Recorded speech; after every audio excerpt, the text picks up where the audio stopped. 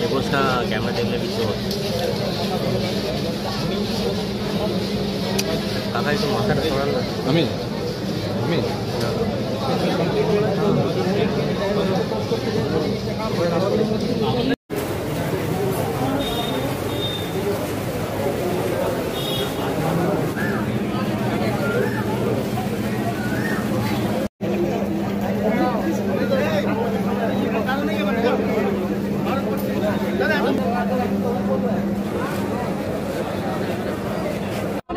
আজকে 4 জন আসামি কোর্টে প্রডিউস হয়নি, তার জন্যে জেল সুপারকে ডাইরেকশন দিয়েছেন উনি আগামীকাল ভার্চুয়াল অথবা প্রোডাকশন যে কোনো একটা করতে বলেছেন। আগামীকাল উনি রায় শোনাবেন। 13 জনটা 4 জন, যেহেতু এখানে আসামিদের মধ্যে 4 জন সশরীরে প্রডিউস হয়নি, মেডিকেল কলেজের তরফ থেকে ওরা ভর্তি আছে, সেই কাগজ এখানে পাঠানো হয়েছে। তার জন্য উনি জেল সুপারকে ডাইরেকশন দিলেন যে ওই 4 জন সহ বাকি 13 জনকে হয় এখানে প্রোডাকশন করতে পারলে যদি তাদের মেডিকেল ফিট থাকে প্রোডাকশন হবে, নাহলে ভার্চুয়াল মাধ্যমে উনি ওনার রায় শোনাবেন। সেটা উনি জেল সুপারকে দিয়েছেন ইনস্ট্রাকশন।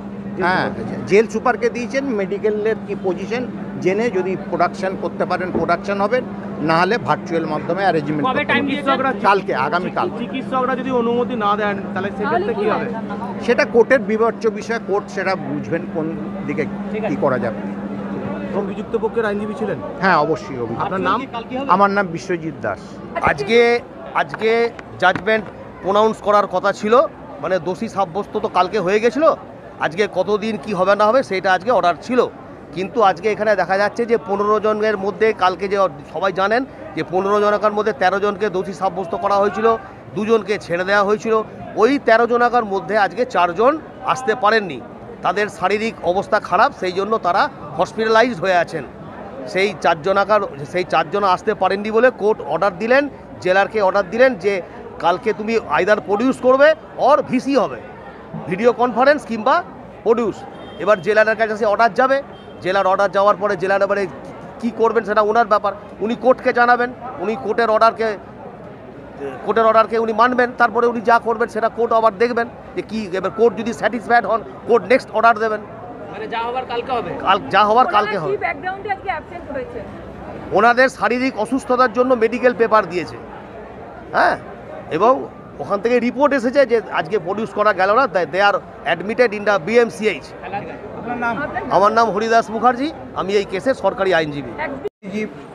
5-9-17 তারিখে একজন সন্ধ্যা পাল বলে একজন একটা কমপ্লেন করে যে ওনার স্বামী দেবু পাল ওই সময় ওই পাড়ার ওখানে বসেছিল।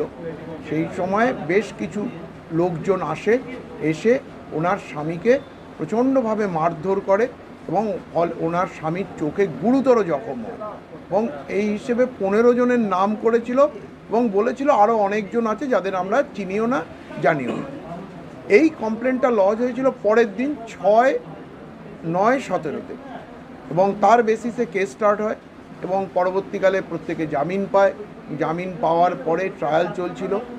সবথেকে আশ্চর্যের বিষয় যে এখানে এই সন্ধ্যা পালি বলুন, এই দেবু পালি বলুন, তারা এসে তার সাক্ষীতে বলেছে যে দেখুন ওইটা রাত ছিল, অন্ধকার ছিল, ওই সময় অনেক লোকজন ছিল, মানে কারা আমাকে মেরেছে আমি ঠিক দেখিনি বা বলতে পারবো না।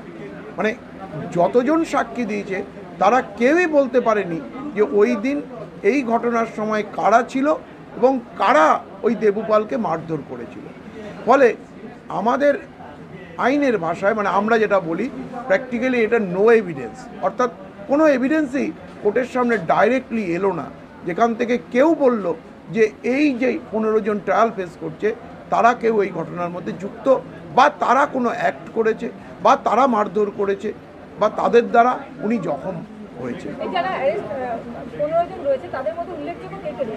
উল্লেখযোগ্য বলতে দেখুন আমাদের সবথেকে বড় হচ্ছে আমাদের যিনি বিডিএর চেয়ারম্যান আছেন, হ্যাঁ, কাকলিতা গুপ্ত, উনি আছেন, প্লাস আরও কিছু পার্টি মেম্বার আছেন, তারা ওই তো বললাম আরও কিছু পার্টিরই রয়েছে, কিন্তু বিষয়টা একটা পলিটিক্যাল ব্যাপার ছিল। সেই পলিটিক্যাল বিষয়ের ওপরে বেস করেই কেসটা হয়েছিল এবং কিছু লোককে পলিটিক্যালি ফলস ভিক্টিমাইজ করা হয়েছিল।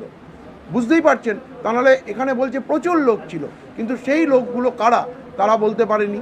ইভেন ইফ যাদের নাম এফআইআরে দিয়েছিল তাদেরকেও বলা হয়নি যে তারা কেউ এই ঘটনার সময় ছিল বা মেরেছিল।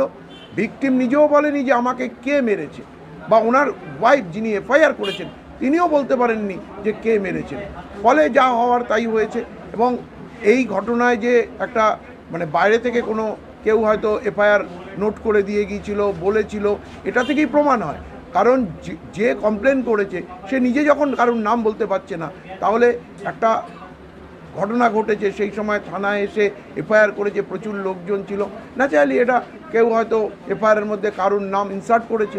কারণ যতক্ষণ না ডাইরেক্ট এভিডেন্সে এটা আসবে যে কারা কারা এই ঘটনা ঘটিয়েছে, ততক্ষণ পর্যন্ত বলা যাবে না যে না সত্যি এই ঘটনার সঙ্গে এই 15 জন জড়িত ছিল। মেন দুটো ধারা আছে, যেটা পুরনো আইপিসির 307 অ্যাটেম্প টু মার্ডার আর গ্রিভিয়াস আর 326, এই দুটো ধারা আছে। কিন্তু এই সাজা দেখুন, আমরা সাজা দিয়েছেন কোর্ট, আমাদেরকে মানতে হবে, উপায় নেই।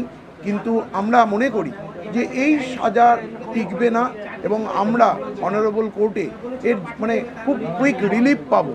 কিন্তু আপাতত তো এই লোকগুলো খুব সমস্যার মধ্যে রইল। কারণ না, 13 জনকে দোষী সাব্যস্ত করেছে, 2 জনকে বেকসুর মুক্তি দিয়েছে। কারণ আমরা মনে করছি যে এই সাজাটা ঠিক tenable in I of the ল নয়। এবার আমরা মনে করছি তা, এবার আমরা আপার কোর্টে গিয়ে এর বিচার চাইব। হ্যাঁ, টোটাল 11। আমি ছিলাম, পার্টলি ছিলাম। আমি কমল দত্ত, আমি বর্ধমান কোর্টেই প্র্যাকটিস করি। না, আমি 2 জনের পক্ষে ছিলাম।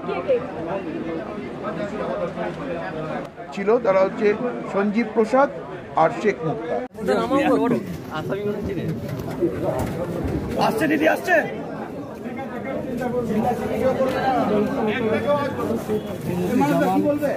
আসতে কিছু বলবি? মানুষটা কিছু বলো।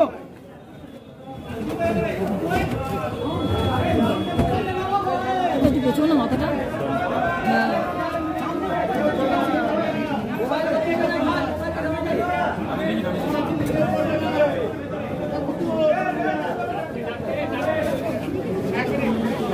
দাদা আপনার মাথাগুলো সরান, মাথাগুলো ও একে ধরে নিচ্ছি। এই টাইমটা একটু যাই যান।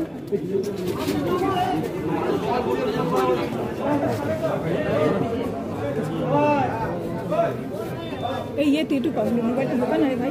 ঢুকছে, আসছে। আসছে, তুই মোবাইলটা ঢোকা। ঢোকা আছে তো মোবাইলটা ঢোকা তুই। এই ধরে নাও, ধরে নিয়ে এসো।